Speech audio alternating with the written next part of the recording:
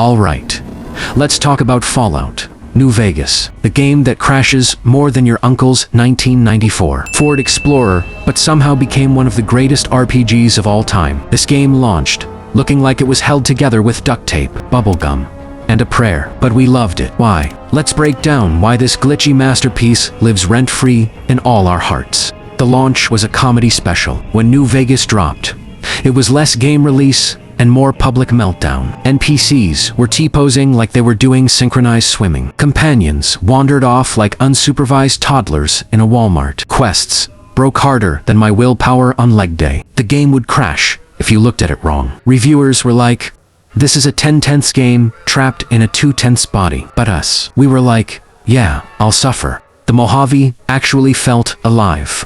Somehow, for a game that barely functioned, New Vegas had a world more alive than most modern games. Every faction felt like a real group of people. Every town had drama. Even random NPCs had more lore than some AAA protagonists. You make one choice, and suddenly, the entire Mojave's like, oh, you went with them. Bet. It's the only game where you can go from hero of the people. And why does everyone want me dead in 3 dialogue options? Obsidian wrote this game like their lives depended on it. Characters weren't just characters.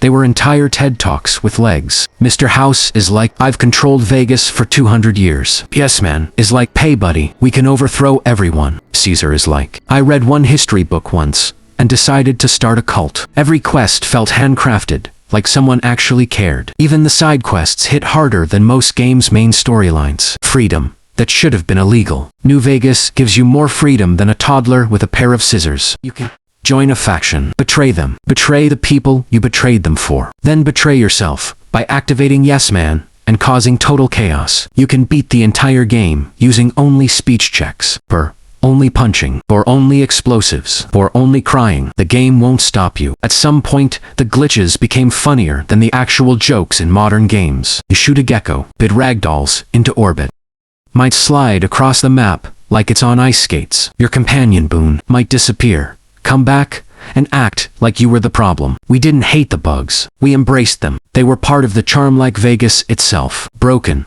chaotic, but unforgettable. Then we found out the devs only had 18 months to make this. 18 months. That's barely enough time to make a sandwich at Subway, let alone a fully branching, morally complex RPG. Once people learned that, boom, instant respect. New Vegas went from buggy game to underdog legend overnight. So how did this buggy masterpiece surpass the polished, stable, actually functioning entries? Let's dig into the Mojave mess. The writing was so good, we ignored the game exploding. Other Fallout games. Here's a quest.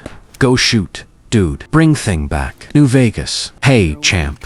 Here's a 45-minute philosophical debate. For war crimes, 10 factions. 3 plot twists, and a robot named Yes Man, hyping you up like a toxic best friend. Players didn't care how broken the game was, because the writing hit harder than a deathclaw. You'd be mid-crash, mid-glitch, mid-T-pose, and still thinking, damn, that dialogue slapped. Your choices actually did stuff. Fallout 4. These are your choices. They're all basically the same. New Vegas. Oh, you chose that dialogue option. Congrats. You just changed the political landscape of the Mojave. Also, half the map hates you now.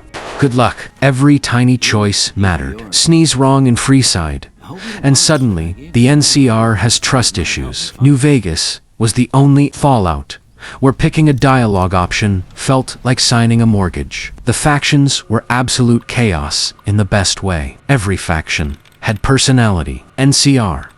Overworked government interns with guns. Caesar's Legion, a book club gone horribly wrong. Mr. House. Vegas, Elon Musk.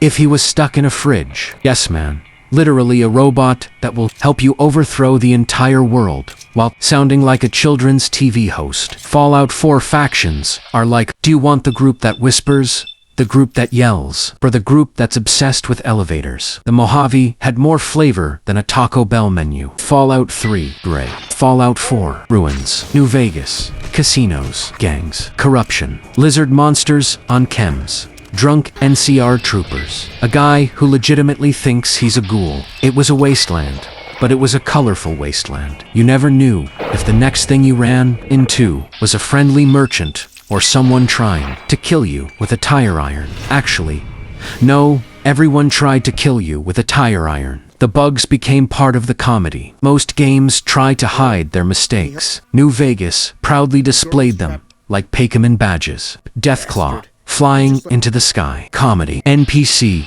spinning like a Beyblade. Comedy. Game crashes after fast travel.